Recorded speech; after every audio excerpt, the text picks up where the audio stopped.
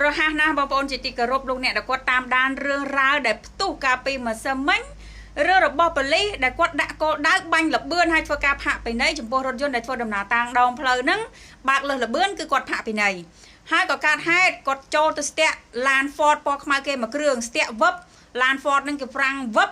ក៏បណ្ដាលឲ្យឡានមកតាមក្រោយនោះបុកតកតុយគ្នាខូចខាតឡានហើយនៅពេលដែលមានរឿងអញ្ចឹងសមត្ថកិច្ចនៅគោលដៅហ្នឹងក្នុងទឹកដីខាងខេត្តកណ្ដាលនោះក៏បញ្ញាប់រើប្រាស់អាលឿងត្រីកោណហ្នឹងអីគាត់អង្គុយដាក់ធ្វើការហ្នឹងបញ្ញាប់រើដាក់ចូលឡានហើយបើកឡានចេញទៅបាត់ធ្វើឲ្យភាគីហាងម្ចាស់ឡានខ្មៅហ្នឹងគឺគាត់មិនសុខចិត្តគាត់ឡាយគាត់បើកការឡាយហើយគាត់បញ្ជាក់ថាឡានគាត់បើកក្នុងលបឿនដែលមិនត្រូវស្ទាក់ទេគាត់ឡាយគាត់បញ្ជាក់អញ្ចឹងណាចាអញ្ចឹងហេតុអីបានជាសមត្ថកិច្ចត្រូវហៅគាត់ហើយដល់ទៅពេលមានរឿងអញ្ចឹងហេតុអីក៏កិច្ចចេញពីកន្លែងកាត់ហេតុលឿនម៉េះមិនក៏អត់នៅធ្វើការវាស់វែងឬក៏ដោះស្រាយមកអ្នកណាខុសអ្នកណាត្រូវអីយ៉ាងម៉េចត្រូវអីយ៉ាងណាណាមិនក៏មិននៅសិនហេតុអីក៏បញ្ញាប់រើបារះទៅណាក្រោយពីផ្ទុះការរិះគន់យ៉ាងចាស់ដៃពីសំណាក់មហាជនដែលបានឃើញវីដេអូនៃការ live របស់ភិក្ខីឡានខ្មៅនឹងហើយខាងស្នងការខេត្តកណ្ដាលលោកពូក៏គាត់បានចេញការប្រកាសភ្លាមថានឹងស៊ើបអង្កេតទៅលើរឿងនេះបើសិនជាមន្ត្រីប៉ូលីសរបស់គាត់ធ្វើខុសប៉ះពាល់ដល់ប្រជាពលរដ្ឋគាត់នឹងមិនអនុគ្រោះនោះទេនឹងអនុវត្តវិន័យយ៉ាងម៉ត់ចត់និងតឹងរឹងបំផុតចំពោះមន្ត្រីនគរបាលរបស់គាត់ហើយកាលពីម្សិលមិញហ្នឹងក៏មានការហៅភាគីខាងម្ចាស់ឡានដែលគាត់បាន live តាមបណ្ដាញ Facebook របស់គាត់ហ្នឹងឲ្យទៅជួបដើម្បីធ្វើការបំភ្លឺលើករណីហ្នឹងម្ដងទៀតឲ្យច្បាស់ដែរឥឡូវហ្នឹងគឺចេញមកហើយបងប្អូនណាចេញមកហើយការិយាល័យបុគ្គលិកនៃស្នងការនគរបាលខេត្តកណ្ដាលនៅថ្ងៃទី3ខែមេសាឆ្នាំ2025បានក៏ហៅកងកម្លាំងនគរបាលចរាចរណ៍ផ្លូវគោកចំនួន7នាក់អូខ្ញុំដៃមួយខាងទៀតជាប់ទូរស័ព្ទចឹងលើកបាក់5ហើយអញ្ចឹងគឺ7នាក់ឲ្យចូលមកបំភ្លឺ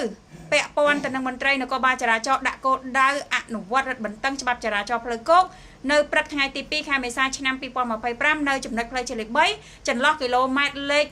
28-29ស្ថិតនៅក្នុងភូមិព្រៃទទឹងឃុំត្រពាំងវែងស្រុកកណ្ដាលស្ទឹងខេត្តកណ្ដាលបើតាមក្រុមការងារព័ត៌មាននិងប្រតិកម្មរហ័សនៃស្នងការដ្ឋាននគរបាលខេត្តកណ្ដាលបានឲ្យដឹងថាតាមការផ្សាយក្នុងគណនី Facebook ដែលមានឈ្មោះថា Live កុងគាដែលបានបង្ហោះវីដេអូសកម្មភាពមន្ត្រីនគរបាលចរាចរណ៍ដាក់គោលដៅនៅចំណុចរថបន្ទឹងច្បាប់ចរាចរណ៍ផ្លូវគោកនៅព្រឹកថ្ងៃទី2ខែមេសាឆ្នាំ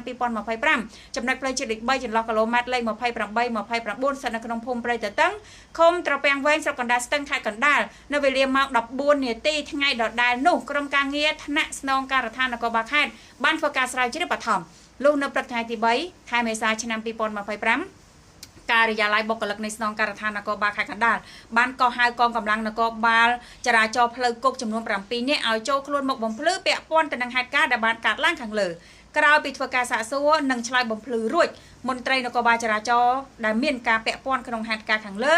ត្រូវបានប្រមានជាលាយលក្ខណ៍អក្សរលើកទី1ចំនួន4នាក់និងអប់រំធ្វើកិច្ចសន្យាចំនួន3នាក់ហើយដាក់ឲ្យអនុវត្តវិន័យរយៈពេល3ខែនៅការិយាល័យបុគ្គលិកអញចាប់ធ្វើប៉ុណ្ណឹងនេះខ្ញុំអានទៅតាមរយៈសារព័ត៌មាន CC Time គាត់បានចុះតាក់ទងទៅនឹងករណីហ្នឹងហើយអានដាច់តំណឹងប៉ាត់អញ្ចឹងអត់មានបានបញ្ជាក់ទេថាតើឡានខ្មៅហ្នឹងគាត់ឡាយហ្នឹងប៉ិតអត់ដែលគាត់ជិះក្នុងលបឿនអីគេលបឿនកំណត់ដែលមិនត្រូវស្ទាក់តែសមត្ថកិច្ចមកជាចូលស្ទាក់តទៅពេលគាត់ស្ទាក់ក៏បង្កឲ្យមានគេមកបុកឡានគាត់ពីក្រោយនេះចាឥឡូវហ្នឹងអត់មានបានបញ្ជាក់ក្នុងព័ត៌មានទេបងប្អូនខ្ញុំអានតាមព័ត៌មានណាចាអត់មានបានបញ្ជាក់ឡើយហ្នឹងទេគ្រាន់តែបញ្ជាក់ថា